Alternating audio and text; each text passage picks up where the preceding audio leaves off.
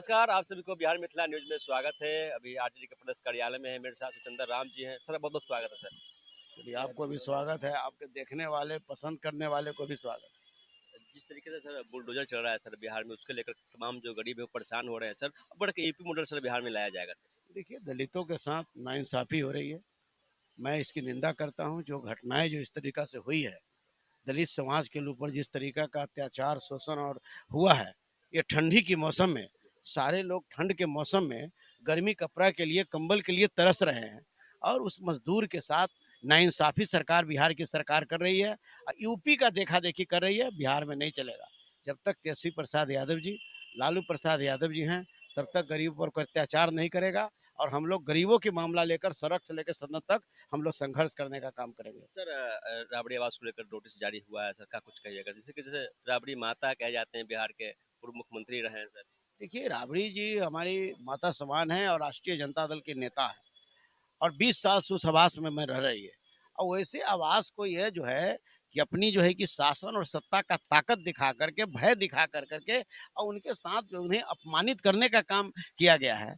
इसलिए वो आवास को खाली नहीं करेंगे, कागज़ का जवाब कागज़ से देंगे, कानून का जवाब कानून से देंगे। तो लगातार महागठबंधन में सर समीक्षा बैठक चल रही है सर, क्या लगता है सर चुनाव जो हारे सर आप लोग उसके लेकर चल रहा है? देखिए कि समीक्षा तो चलिए प्रमंडल वाइज़ चली है। कल जो है कि मगध प्रमंडल का हुआ था, आज सारण प्रमंडल का हुआ है।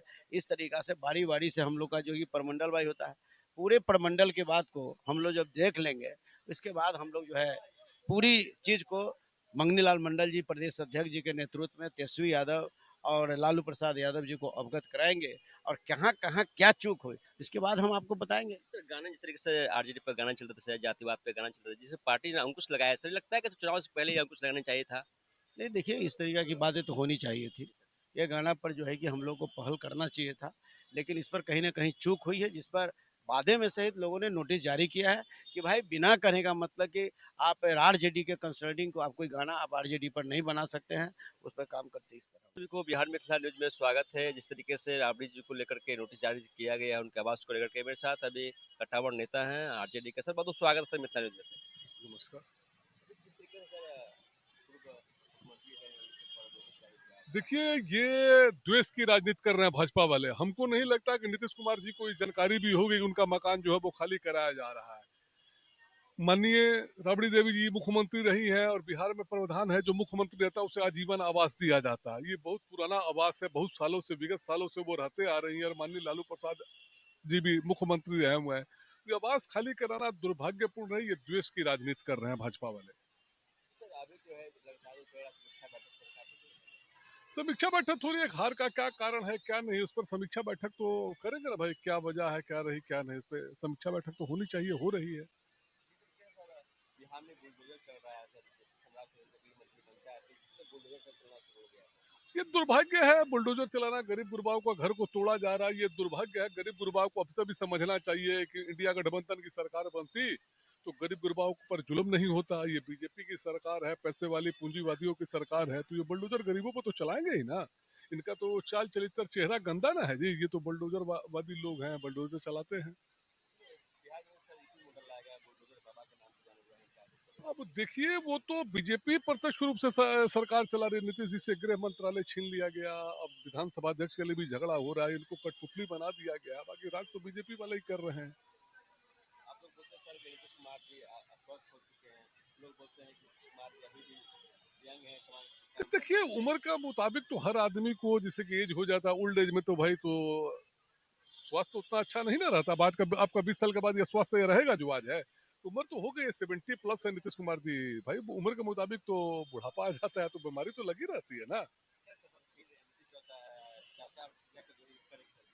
अब देखिए भविष्य में क्या होगा, ये तो कोई ज्योतिष तुम नहीं है कि बता दे। भविष्य में क्या होगा ये किसी को नहीं पता है। सर गाने को लेकर सर अंकुश लगाई गई है आरोप की तरफ से, लगता है कि ये जो अंकुश लगाई गई पहले करने देते हैं सर। देखिए अंकु गाने वगैरह का देखिए जो उतना नहीं है। यहाँ तो जो लड़ाई थी वो चुनाव आयोग से लड़ाई हो रही थी, चुनाव आचार संहिता में पैसा बांटा जा रहा था। पर बहुत सा ऐसे लोग हैं जिनका लोग चुनाव चिन्ह नहीं जानते, उनको 1 लाख प्लस वोट आता है, बहुत से को 1,22,000 वोट आ रहा है। ये तो कुछ तो चुनाव आयोग से मेन लड़ाई है। यहाँ प्रत्याशी तो लड़ाई थी नहीं, चुनाव आयोग से मेन लड़ाई थी। अब 7-8 प्रत्याशियों के लगभग इधर किसी को 481 सीट, किसी को 408, इस प्रकार से वोट आ रहा है। लगातार आप लोग विपक्ष में भी नारा लगाते हैं कि विधायक का वोट मोदी का वोट।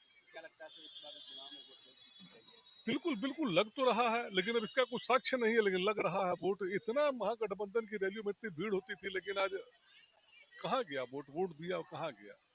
बहुत सा निर्दलीय प्रत्याशी वहां वोट दिया, उसका वोटे नहीं पड़ा, अपना वोट भी उसका नहीं गिरा है।